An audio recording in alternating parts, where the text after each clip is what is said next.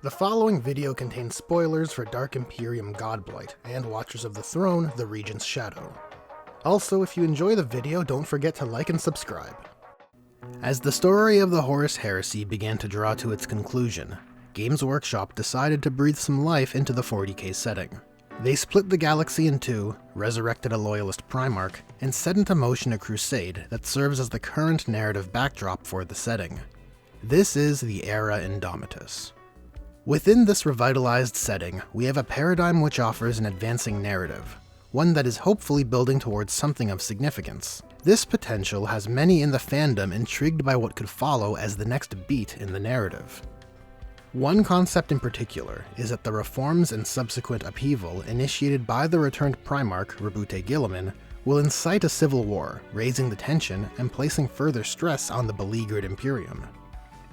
This topic is something I've seen being discussed more and more as of late, and there are a few popular theories on what will serve as the seed for a current-era civil war. The Ecclesiarchy fighting to protect their imperial faith versus Guilliman's imperial truth, and the arrival of another Primarch, to name a few.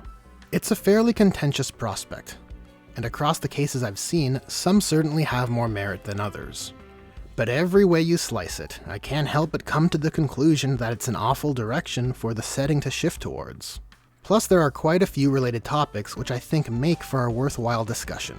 So buckle up, and let's dive into some of the popular Civil War Secundus theories. I suppose we should start with the obvious. Is a current-era civil war a possible prospect for the Imperium? The answer is yes. Watchers of the Throne, the Regents Shadow, demonstrates this very thing. The summary of it is, Guilliman puts his government reforms into place on Terra, and leaves to begin the Indomitus Crusade. And not long after, those with enough power and influence are able to stage a coup, in a gambit to wrestle control away from the Primarch's new rule. Ultimately, it doesn't come to pass due to actions taken by actors who share Guilliman's views. But the story does a great job of demonstrating how easily things can cascade into strife within the Imperium's body of control. From this we can conclude that a Civil War Secundus is certainly plausible, but as I outlined in the intro, certain concepts have more merit than others, as we want our conflicts set into motion by characters acting in a manner that is logically consistent with who they are, adhering to the rules of the established world building, and generally upholding some discernible semblance of cause and effect. Basically, not this. Somehow Palpatine returned. So we might as well start with one of the more popular theories for what will seed the Imperium's second civil war. It's everyone's favorite topic, Primarchs. There's this popular sentiment, particularly around the more rambunctious Primarchs, that Leman Russ or the Line will return, and be so triggered by the current state of affairs that they will challenge Guilliman's authority and incite a civil war. First of all, gay. Second of all, stupid. Guys, let me level with you for a sec. We need to have higher expectations of our Primarchs. Russ and Lion don't come off looking cool if they start a war versus Guilliman. It just reflects poorly on their characters. Both of them have grown through their journeys during the heresy. Russ having brazenly charged into combat versus one of his brothers without understanding all the factors at play, and Lion learning the value of cooperating with his brothers in a galaxy split by the Ruinstorm. The fact of the matter is, for any loyalist Primarch to enter the setting, and understand the state of the galaxy, and to acknowledge what Guilliman has done since his return, to then incite a civil war is an incredibly foolish course of action when you consider the consequences. And I'm not talking about victory or defeat here. I'm referring to the consequence of hurting the Imperium through making choices which are brash and short-sighted.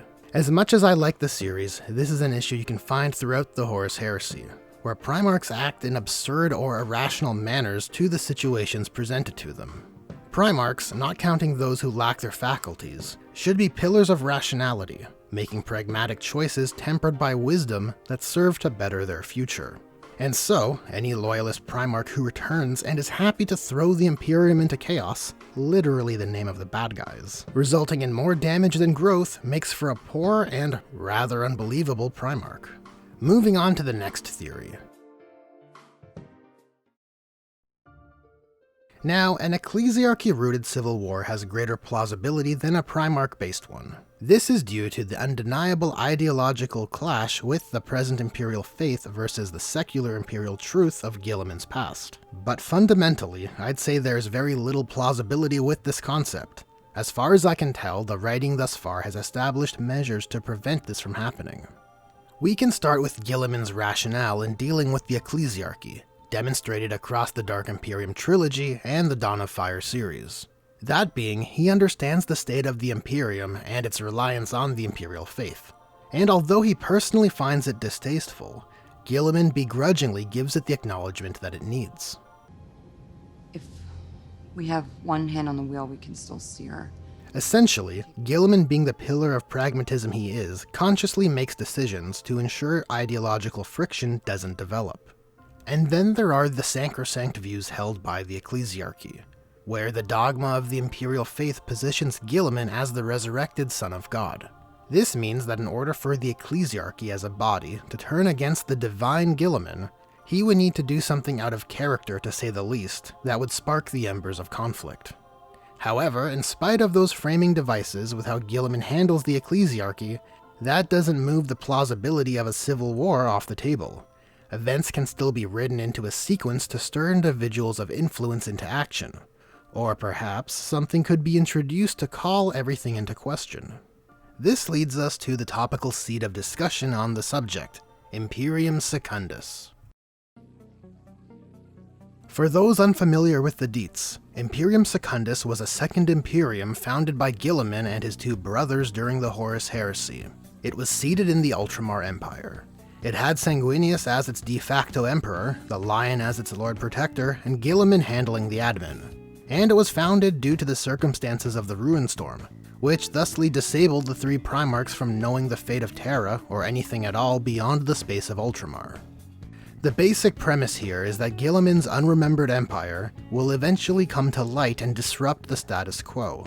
This theory in particular has arisen in popularity due to the recent release of Dark Imperium Godblight, which teases that knowledge of Imperium Secundus is on the verge of becoming public, as it is discovered by historiator Fabian Guelfrain. Fake! Liar! You liar! Now, despite how the book frames this as being the next biggest threat to the Imperium, there's a pretty obvious barrier. Fabian Guelfrain, introduced in Avenging Sun, begins working closely with Guilliman as a historiator near the start of the Indomitus Crusade. By the time of the events of Godblight, we see that Fabian has continued his work as a historiator for over 12 years. Now, with that context, I have to wonder, how would Fabian act when learning of something he believes to be a buried truth? Would he speak to Guilliman, who he has a good rapport with, to gain a better understanding of this confusing knowledge? Or would he phone up the tabloids of the Imperium to get a scandal going? If you ask me, I'd bet on the former, where Guilliman would explain the context and put the issue to rest, since Imperium Secundus was a rather justified course of action given the circumstances of the times. And when knowledge arose that invalidated its existence, it was swiftly quashed. But if the writers want the story to go that way, they could either retcon it into a post-Dark Imperium novel, or write some context into Guilliman and Fabian's relationship as the Dawn of Fire series continues, where we can see their relationship become more strained. Or hell, the easiest route would be to just have Fabian be manipulated by the forces of chaos into doing whatever the writers need. And I suppose that brings us to the crux of the matter. On a fundamental level, the concept of a second civil war is bungled. We need to consider the consequences of shifting the setting to one centered on a civil war, and ask ourselves the question: does the Warhammer 40k IP need more of a focus on the Imperium?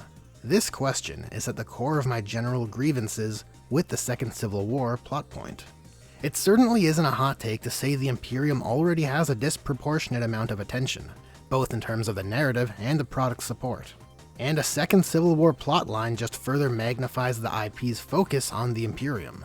And it just makes everything worse, forcing the existing opposition that are supposed to be gravely threatening to just play second fiddle. Magnus Mortarion and the Silent King are back and active in the galaxy? Well, screw that, because now it's Imperium versus Imperium. How exciting. It's for those reasons I find the current Indomitus Crusade framing to be an interesting and superior backdrop for the setting to explore.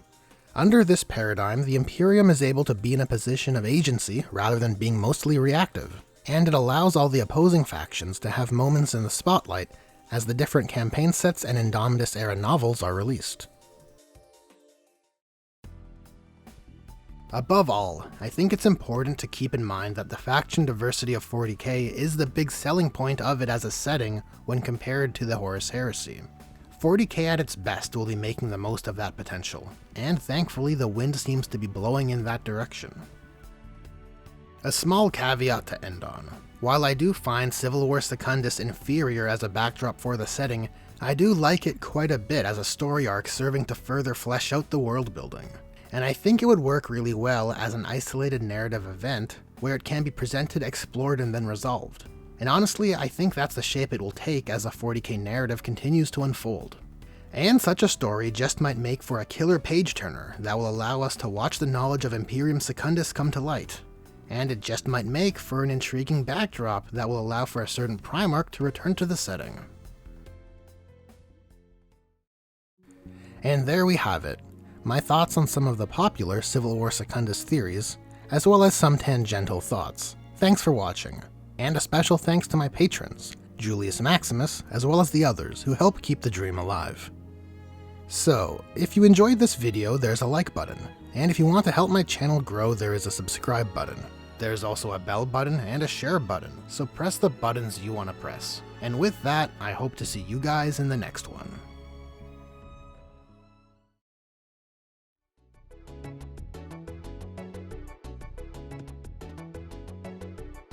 And that brings us to next week's community post. Jan, what do you got?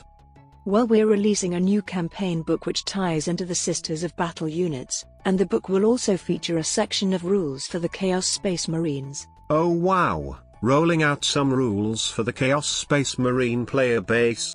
Heavens no, we're just printing in the rules they already have. Now, that's more like it.